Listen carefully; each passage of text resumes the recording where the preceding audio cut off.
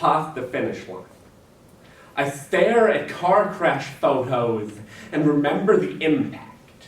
Remember how the glass split starting lines into my skin. Imagine how it split wedges into the lead wood of yours.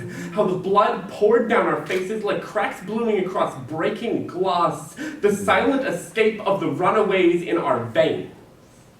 One day, I will let that blood flow away as I tattoo the words, "Born to run," on the inside of my foot. Think about how you tattooed those words into every track, every cracked road you filled with thunder. Stamped those 3 words into the dirt so that they would never forget you. I wonder, for all these years, what were you running from? People don't move like that unless something is chasing them. What memories tore flesh unseen from your heels? What pursued you out in the dark? I remember how every streetlight was a finish line, until it wasn't. I am still running. Tell me, did you know it was the end of your race when you saw the semi coming? Our coaches taught us to avoid injury, keep running after the finish line. Let your body slow when it chooses. I stare at car crash photos and think of how your blood kept running even after your body stopped. For the ghost of the boy with the hollow bones. I saw his silhouette for the first and last time against the deepening indigo bruise of the night sky, body framed by pale light like an angel or a runaway child trapped in the blaze of a helicopter's Arctic light. Even from this distance, I could see his body shake.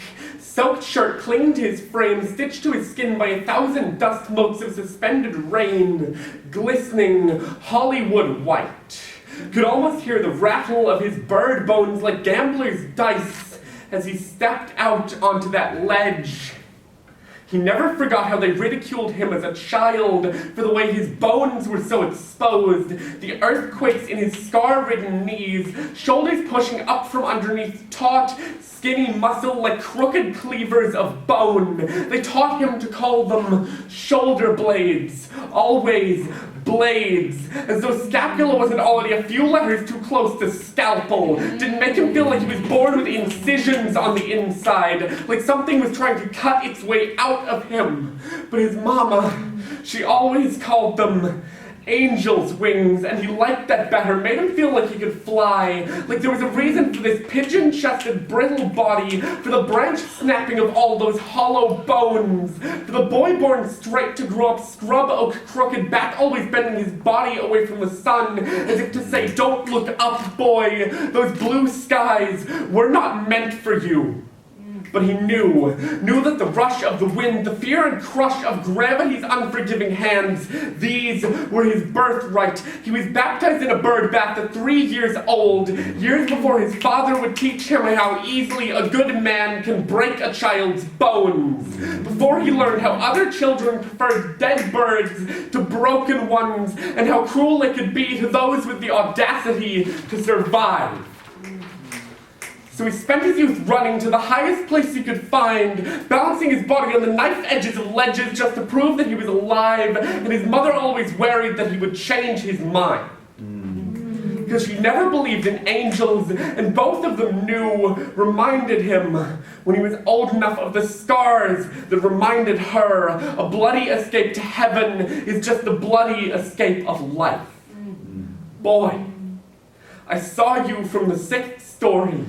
Without jumping, bloody wings spread out like gutter-crushed birds. I watched the life bleed out of you like a wound, the color of ugly sunsets.